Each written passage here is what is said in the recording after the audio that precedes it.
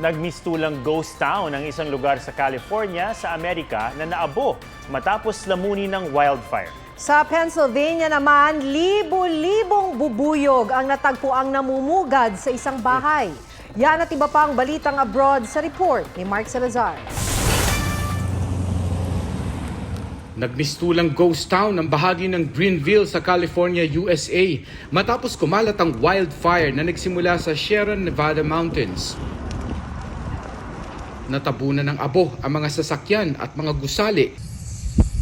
3 linggo nang namemerwisyo ang wildfire na nilamon ng mahigit 300,000 ektarya ng lupain sa California. 35% pa lang nito ang naapula. 800 residente ng Greenville ang inilikas.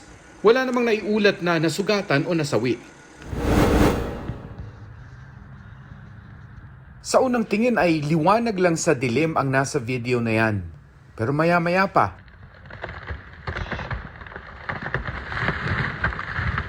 nahati ang pine tree na yan matapos makidlatan sa Big Bear Lake, California.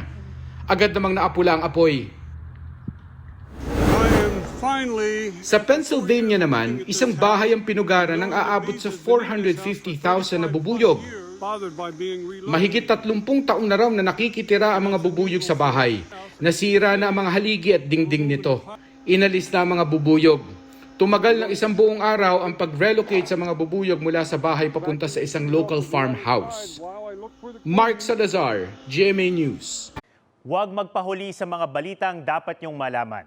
Maaring mapanood ang State of the Nation at iba pang newscasts sa youtube.com/GMA News. I-click lang ang subscribe button.